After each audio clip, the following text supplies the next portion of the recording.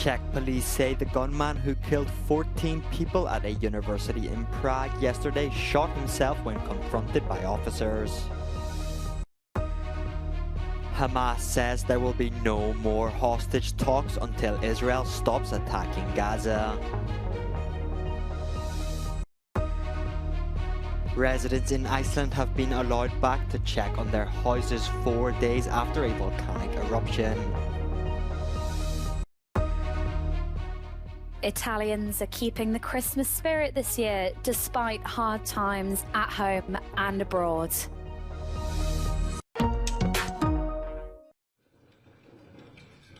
Czech police say a gunman who killed 14 people at a university in Prague yesterday shot himself when confronted by officers.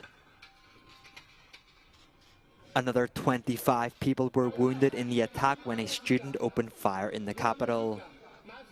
Police have released body cam footage of officers trying to intervene and described sweeping the university floor by floor.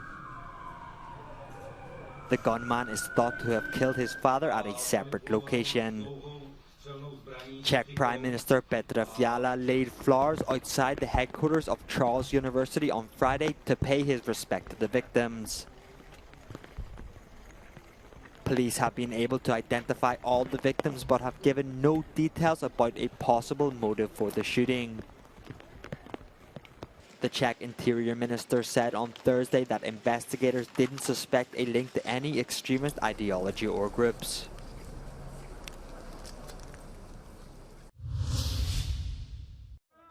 There will be no further talks about releasing Israeli hostages until Israel stops attacking Gaza, said Hamas on Thursday. Earlier, Hamas was reported to have refused an Israeli suggestion for a 7-day truce like the one in late November. Hamas now demands a complete ceasefire. The UN security vote on a resolution in Gaza has been postponed again, but this time with the support of the US. I won't share how I will vote, but it will be a resolution if the resolution is put forward as is that we can support. As Gaza's humanitarian situation grows increasingly desperate, Israeli President Isaac Herzog claims Israel could enable the entry of 300 or even 400 trucks a day. The UN says logistics are impossible while under continued bombing. IDF reported on Thursday that the last month Israeli troops killed around 2,000 Palestinian militants. The IDF continued to organize operations in the West Bank too. On Thursday evening, Israeli units were seen in Ramallah. Workers in Iceland are erecting defensive barriers to block out lava from a volcanic eruption. Some experts say the eruption is mostly over, but the country's national weather agency claims it is too soon to make such statements. Residents in Grindavik have been allowed to come back for the first time since the eruption, but only short daytime visits are allowed to check their homes. We can't pay loan on the house and rent. It's not possible, so I mean we have to come back. Nobody wants to buy our house. We can't sell it. Yeah, we have a house here that's been it'll be demolished. It's completely ruined. So as you can see, it's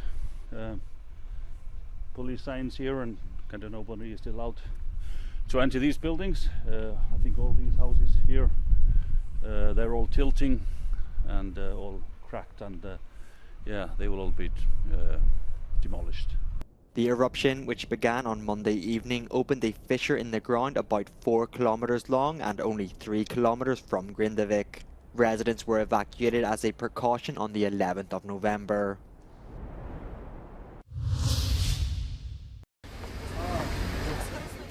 It hasn't been an easy year for many Italians. According to latest polls, half of them are seriously concerned by the war in Gaza. And, like most Europeans, they've faced sky-high inflation and a struggling economy. But even if Italians feel uncertain about what 2024 has in store, many have found time to do some Christmas shopping and enjoy a stroll around town. Abbiamo passato tutti un anno impegnativo su vari fronti. Queste guerre sì, ci preoccupano un po', ci preoccupa un po' anche lo stato, diciamo, di salute della nostra nazione, sinceramente. Siamo tutti un po' un po' provati, ecco, ci vuole un po' di attenzione, però non dobbiamo perdere la speranza perché insomma che l'anno nuovo porti un po' di pace. Intanto con la grande speranza che vengano risolti quei due problemi della guerra che sono veramente terribili, però io vedo che tutto questo così giusta gioia di essere felici a Natale, io auguro a tutti buon Natale eccetera, però dietro purtroppo ci sono delle cose anche nel nostro paese impellenti di persone che non riescono ad arrivare alla fine del mese. Credo anche che ci sia spazio per la speranza, per vivere nello spirito natalizio, che significa appunto credere nel futuro, credere nelle cose potranno andare bene se noi le faremo andare bene. Dipende da noi, certo, da noi esseri umani. The streets of Rome are crowded as usual around this time of year, filled with both locals and tourists. Despite all, it looks like Italians are not ready to give up on their holidays, especially during the festive period. In fact, according to the latest available data, holiday bookings between the end of 2023 and the beginning of 2024 have increased by almost 15% compared to the previous year. Giorgio Orlandi for Euronews in Rome. For tourists, Christmas season might be fun, but not for residents in the French city of Strasburg trying to get on with daily life. Many admit they avoid the city centre, especially on Saturdays, when Christmas markets are absolutely overcrowded with visitors. C'est noir de monde. C'est complètement noir. On voit les gens dans les allées qui peuvent même plus marcher en fait. Tout le monde a arrêté et il y a un monde, c'est impossible. Nous, on peut même pas sortir du cabanon. City authorities say they have implemented measures to redirect and control the flow of people in the centre, but it's just not enough. La nouvelle spatialisation nous a permis d'absorber cette fréquentation record, mais après, effectivement, il ne faudrait pas que ça augmente encore plus que ce que c'est actuellement. Là, on atteint, je pense, les limites de l'exercice. L'espace public n'est pas extensible. This Christmas, the city is expected to beat last year's record of 2.8 million visitors, a huge amount considering Strasbourg's population of 850,000. Hungarian hauliers have ended their demonstration at the Ukrainian border after 10 days. The organisers failed to achieve their aims and have received no support from either the union or the government. They were protesting against unfair competition from their Ukrainian colleagues. Az a szlogent hallottuk a kormánypárti vezetőinktől, hogy senkit sem hagyunk az útszélén. Na most ez beigazolódni látszik, hogy ez nem igaz. The uproar was caused by a decision made by the European Union in favour of Ukraine. To support Kyiv after the Russian invasion, the EU had abandoned the system of entry permits for Ukrainian trucks into Europe. A harmadik országból származó fuvarozók jelentős árelőnnyel tudnak az európai piacra lépni. Ezekkel mi nem tudunk versenyezni. Over the past month and a half, Polish and Slovak hauliers have also been protesting for the end of EU benefits for Ukrainians by blocking their respective borders with Ukraine.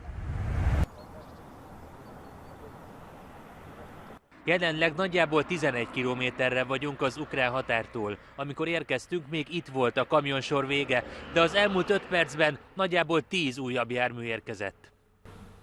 The protest is creating long queues, disrupting the work of Ukrainian truckers in particular. Hace una semana necesitamos 3 días para pasar, porque estaba 28 kilómetros de cola. Ahora como está, bajó un poco, que está 6 kilómetros, pasamos pronto. Pasamos 15, 17 horas. Que no, ahora no es mucho, con todo lo que está pasando por todas las fronteras, aquí lo que mejor que hay. The organisers want to start the protest again next year, but with many more trucks and a tighter border blockade.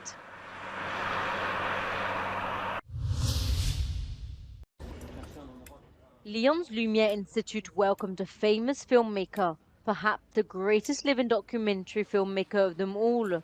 Frederick Wisman, with almost 50 films to his credit, came in person at age 93 to present his new film Menu Plaisir, Les Trois Gros.